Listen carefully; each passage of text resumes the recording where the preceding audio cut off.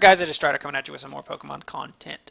This is going to be the week, 4 transaction video slash power rankings. Let's go over the transactions first. There were 3, which I just still don't really think justifies having its own video for, so we're just going to roll it into here. The first thing I want to talk about is I dropped Umbreon and picked up Whimsicott. I just wasn't getting a whole lot of use out of Umbreon. Some of the roles he fills, I already kind of am able to fill with other Mons.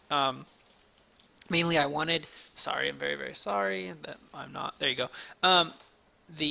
Mainly the role that I kind of picked him for, and I already have one actually as a cleric. I kind of already have a cleric in Togekiss. I will miss actually a ghost resist. I'm thinking about picking something up down the road, or in a dark resist as well. Those are the two things that I kind of, I'm not really giving up the dark resist because of Whimsicott, but I am giving up the ghost resist. Ghost is such a rare type, I actually don't think anyone else even has a ghost type. Maybe one other person has one. So I might do something to fix that down the road. I still do have 3 transactions left for the season. This does also give me a bit of redundancy here. You can see like between Togekiss and Whimsicott, they're not the same, but they share 3 different weaknesses. They're both fairies. But fairy is a great type, so I'm okay with it. Also, I just kind of wanted something a little more utility. Whimsicott can be very just kind of a nuisance to the opponent. So yeah, he's not really a tank, and he's not a wall, and he's not really an offensive Pokemon. He's kind of just a nuisance. That's all I really have to say about him. And again, Umbreon was very, very passive, and I brought him the first week and hadn't done much with him. I don't know. Again, I think I might pick up another Dark Resist down the road, but we'll see how that plays out. The only other transactions this week were actually the other undefeated player, Dizzy Falcon, made his last 2 transactions. I actually misspelled. Let me just fix this real quick.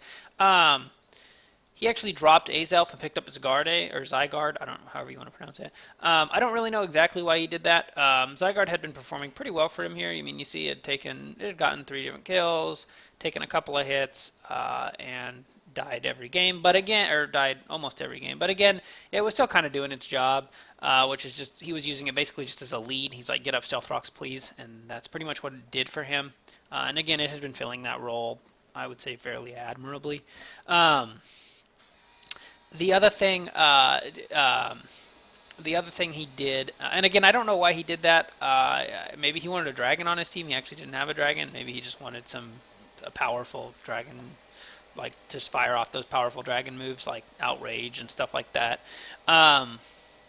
Also, does give him his first electric weakness, which is kind of big. He actually, or not weakness, resistance, which he actually only had. Well, I guess he had Rhyperior, but he had never brought Rhyperior. I don't even think he'd ever considered bringing Rhyperior. So, yeah, he kind of had his first electric resistance there.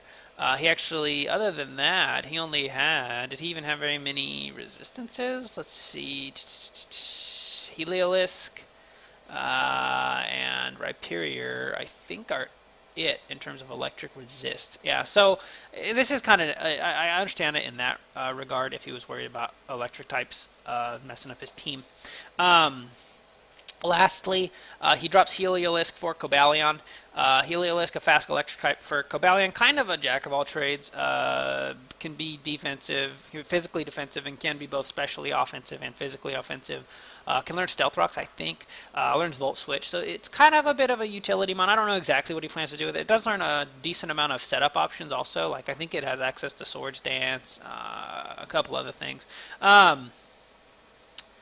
Yeah, those are all the transactions for the week. I wish I had more insight into exactly why Dizzy Falcon made the changes he did, but I don't, so yeah. Anyways, let's just keep going here. We'll move on to the power rankings. Coming in at number 6, I have the Orlando Magikarp. Just kind of the only player to not get a win yet. He's 0-3. His games have been relatively close, to be fair. I think he's lost 0-1 twice and then 0-2 once. But also, his prep hasn't been ideal. He hasn't really been bringing. I think he's just kind of strapped for time and hasn't been changing his team very much because he's brought the same 6 Pokemon every single game. and hasn't been really changing their sets much. Like I think he's been bringing pretty much the same moves. So again, just not. I think maybe he's just not in it right now. But yeah, he's kind of 0-3 at the moment. Let's see. Next, we're gonna actually go with a former number one in the where is he? John Jackson sucks. He actually after week one he was actually 1-0. I was really impressed with how he played. He prepped pretty well. Kind of surprised me. But since then he has not won a game. He's actually 0-3 since then. He seems to like to bring hyper offense. He doesn't really bring walls very often, or utilize them well, I guess I should say. Which I mean, it's fair. He's probably not super experienced. But yeah, he brings offense and offense and offense and offense, and then if he ever falls behind, the game's over because he has a hard time stopping things once they get going. Like once something sets up in his face, if something can set up in his face, he just has a lot of trouble dealing with it because again he has nothing to take hits on his team. He mostly seems to bring offensive Mew as well. I don't really see him bringing like recover, defog type Mew.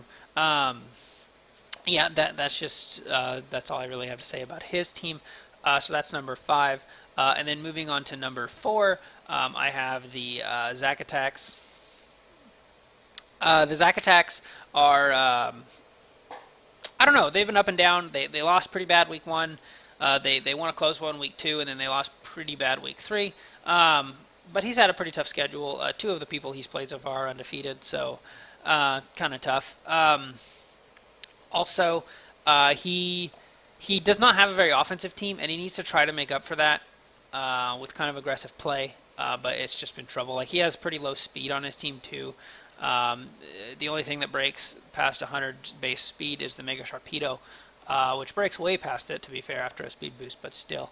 Yeah, he needs to embrace stall better, or maybe try to change his team a little bit to use more of a balanced approach. But really, I think he has a pretty good stall core here. Skarmory, Chansey, Amoonguss, Vaporeon, Celebi, Zapdos. Like, those are all pretty decent options on a defensive team.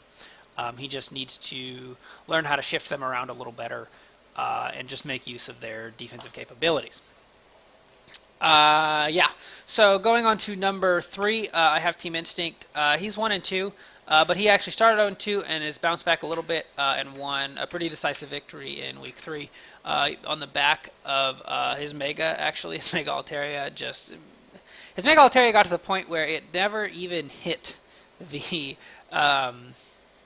Infernape that was attacking him, and the Infernape died because it literally couldn't hurt him enough, and it just died to its own life orb recoil. So yeah, kind of unfortunate there. And then Mega Altaria just swept very, very hard, just absolutely destroyed his team because it was up. Yeah, it was very, very bad. He didn't. Yeah, he played well.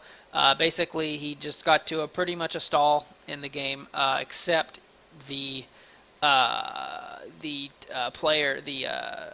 opponent did not essentially have a way to deal with a Mega Altaria once it got set up, and so he put in his Altaria, set up, and the game was over. Barring some weird lucky crit, maybe, but that didn't happen. So, yeah, go Team Instinct. On the rise. Coming in at number 2 is a team that actually finally managed to get back to 500 in the Oklahoma City Thunderers. They are 2-2, have not had their bye yet. He also has had a pretty tough schedule. He's played both undefeated players and lost, obviously. They're undefeated. But he's beat the other opponents he has had. And he actually had a very close game against Dizzy Falcon, who, assuming since you figured out we haven't talked about him yet, he's the number 1 player. And he actually barely lost that game. It was very close. And he actually pulled out to a big lead in the beginning. And just kind of, I don't know, things didn't break his way, and he ended up losing that one. But again, 2-2 here. I really like his Mega. The only thing, again, I do not like about his team is I wish he had more reliable ways to get rid of Stealth Rocks. Stealth Rocks hurt his team a lot. Mega Charizard Y is 4 times weak to it, and it hurts him a lot. And he's always like, well, I have Roost. That's not going to be enough a lot of times against like a very aggressive team. But again, He's been playing pretty well. He's back up to 2-2. Um, he still has 2 transactions left, so he has plenty of flexibility left on his team for the year. Yeah, so we'll see how it goes for him the rest of the way. Again, the only undefeated player on this list is Dizzy Falcon, coming in at number 1. The only thing that concerns me about him is he's actually out of moves, out of transactions. I don't know if that'll matter, but I do think that, I don't know, it makes him a little more predictable. You can kind of even mold your team a little bit to beat him if you have a couple slots left. Like maybe you just make a trade here if you have a slot or 2 left on your transaction list to just maybe pick up a mon that you think fares well against his team. That is the power rankings. Again, his team's pretty good. It's pretty it's pretty offensive. He doesn't really have a ton of walls.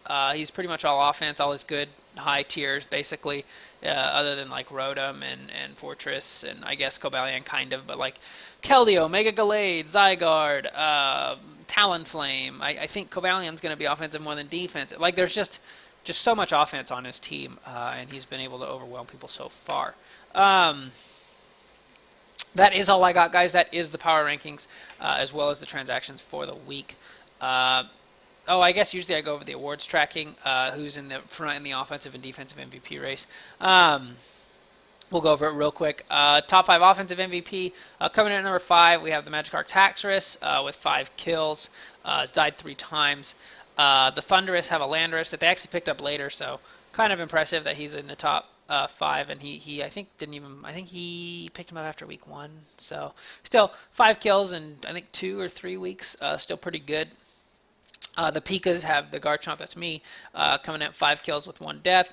Dizzy Falcon is actually the number 1 and 2 slot, with Keldeo coming in at number 2, and Mega Gallade, who's been on a tear. I got 5 kills this week, or this past. I just uploaded the video a little bit ago, and it got 5 kills this week and 3 kills the week before. So just kind of been on just an absolute, just like death path, like just destroying everything in its path. And just really, putting in a lot of work with that. It's only had it for 2 weeks, and it's already got 8 kills. So doing a lot of work with it.